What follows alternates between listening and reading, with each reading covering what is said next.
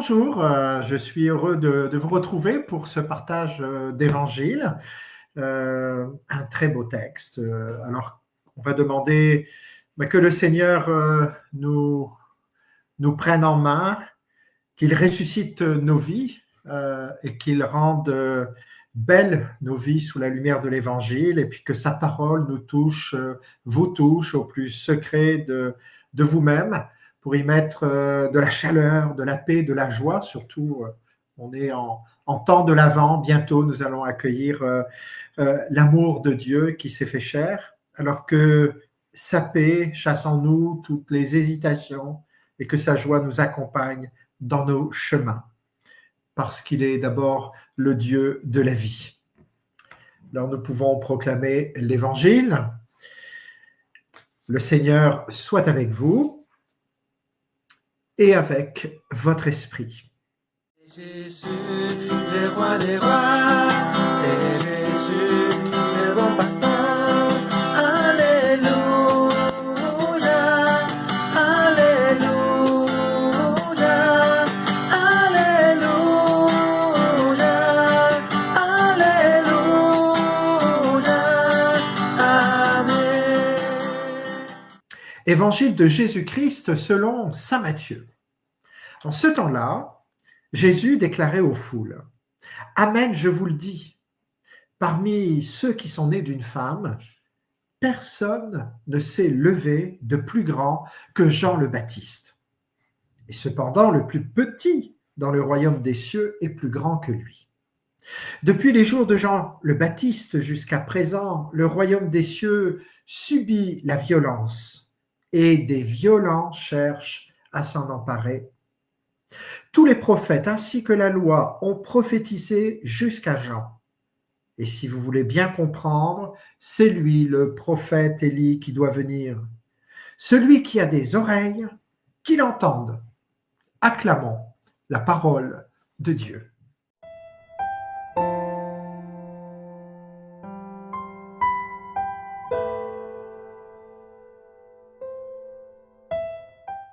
Alors, sœurs et frères, arrêtons-nous sur une affirmation de Jésus dans l'évangile que nous venons d'entendre. Jésus affirme que depuis les jours de Jean le Baptiste jusqu'à présent, le royaume des cieux subit la violence et des violents cherchent à s'en emparer.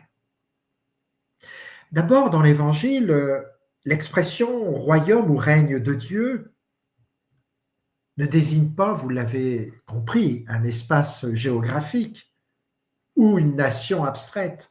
Le royaume de Dieu, c'est un événement. L'irruption de Dieu dans l'histoire, nous allons fêter cela à Noël, et donc dans nos vies, de celui, bien sûr, ou de celle qui entend cette parole de Jésus. Une irruption de Dieu qui provoque un changement de compréhension. Il y a 4 dimensions pour entrer dans le royaume de Dieu, pour en faire l'expérience. D'abord, un changement de soi, de soi-même, un nouveau regard sur les autres, sur l'existence et sur le monde. Et le royaume des cieux procède d'une logique différente, on pourrait dire du royaume du monde. Il est souvent présenté par Jésus sous forme de paraboles, elles sont nombreuses dans les évangiles, dont l'une est essentielle pour entrer dans toutes les paraboles du royaume de Dieu. Vous l'avez sans doute repéré, c'est la parabole du semeur. Car le royaume, c'est d'abord une affaire de croissance, de transformation, de transfiguration et surtout de résurrection. Et Jésus annonce et compare son royaume, la venue du royaume, par la grandeur de Jean-Baptiste, en disant qu'il ne s'est pas levé de plus grand que lui, et pourtant, dans l'ordre du royaume, le plus petit et plus grand que Jean-Baptiste. Qu'est-ce que ça veut dire ? Alors, il y a 2 ordres. Le premier, c'est celui qu'annonçait Jean-Baptiste, l'ordre du jugement de Dieu. Convertissez-vous. C'est l'appel au baptême de conversion. que le Baptiste prêchait dans le désert. Et il y a l'ordre de la grâce de Dieu, prévenante, agissante, qui est un don dont Jésus sera l'incarnation de Dieu. On le dit souvent dans nos célébrations sacramentelles, la grâce de Jésus-Christ, notre Seigneur, l'amour de Dieu le Père et la communion de l'Esprit Saint. La grâce est venue par Jésus-Christ. Et Jean-Baptiste annonçait bien sûr qu'il fallait changer de comportement au nom du jugement de Dieu. Et Jésus annonce qu'il faut changer de comportement au nom des béatitudes, dont le premier mot de sa prédication sera « heureux ». Heureux, c'est la volonté du Seigneur. Et dans ce désir de nous vouloir heureux, j'entendais le même désir qu'exprimait le pape François en 2013 dans sa première encyclique, qui est un véritable programme pour la vie chrétienne et pour la vie de l'Église dans les décennies à venir, l'Évangile de la joie. Il disait ceci: la joie de l'Évangile remplit le cœur et toute la vie de ceux qui rencontrent Jésus. Ceux qui se laissent sauver par lui sont libérés du péché, de la tristesse, du vide intérieur, de l'isolement. Avec Jésus-Christ, la joie renaît, naît et renaît toujours. Et le grand risque aujourd'hui, disait le pape François, c'est l'offre de consommation multiple et écrasante, la tristesse individuelle qui vient du cœur installé, avare, la recherche malade des plaisirs superficiels. Il ajoutait: quand la vie intérieure se ferme, sur ses propres intérêts, il n'y a plus de place pour les autres, les pauvres n'y entrent plus, on n'écoute plus la voix de Dieu, on ne jouit plus de la douce voix de son amour. Et il invitait chaque chrétien, chaque chrétienne, en quelque lieu où il se trouve, à renouveler sa rencontre personnelle avec Jésus-Christ, ou au moins à prendre la décision de se laisser rencontrer par lui, de le chercher chaque jour, sans cesse. Alors ne faut-il pas de nouveau entrer dans le royaume, dans cette attitude que décrit le pape François?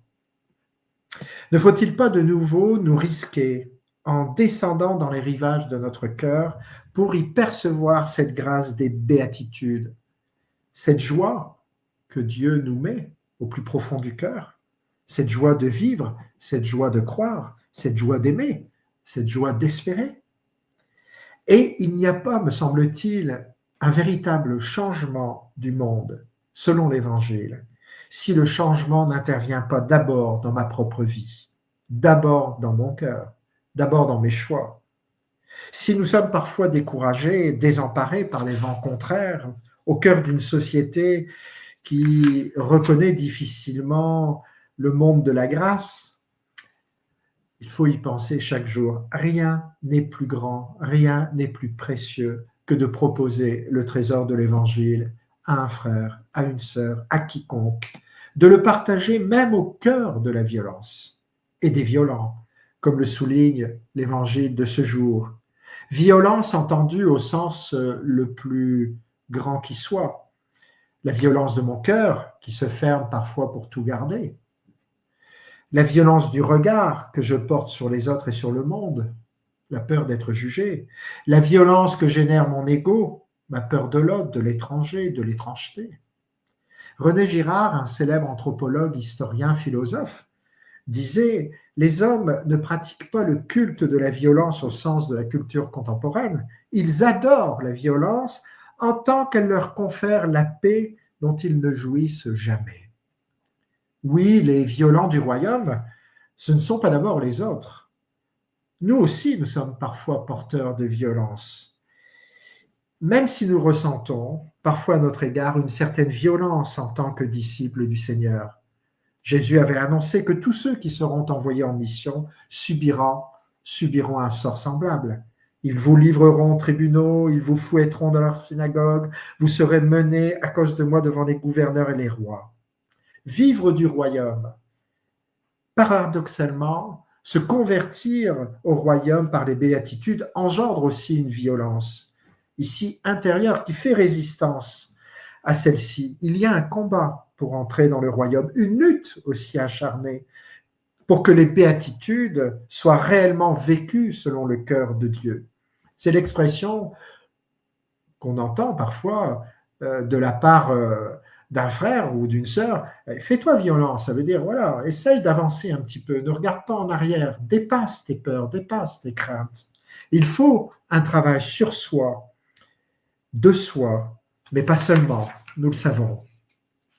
Alors, par la grâce de Jésus, demandons-lui de convertir notre violence en paix du royaume, en joie du royaume, pour qu'elle soit lumière du royaume autant que l'Esprit le voudra, pour la gloire de Dieu et le salut du monde.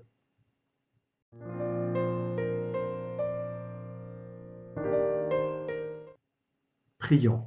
Alors nous te remercions de nous avoir réunis, Seigneur, en ta présence en ce jour, et nous te prions. Nous te prions pour nous révéler ton amour et nous unir à ta vie. Fais taire en nous toute voix contraire à la tienne et permets que nous sachions recevoir la parole du royaume. Non seulement l'entendre, mais aussi la recevoir. Non seulement la connaître, mais aussi l'aimer. Non seulement l'apprécier, mais la mettre en pratique. Et ouvre par ton Esprit Saint nos esprits et nos cœurs à ta fidélité. Nous te le demandons, toi le vivant, pour les siècles des siècles. Amen. Sœurs et frères, une bonne journée en nous laissant cheminer avec la parole de Dieu.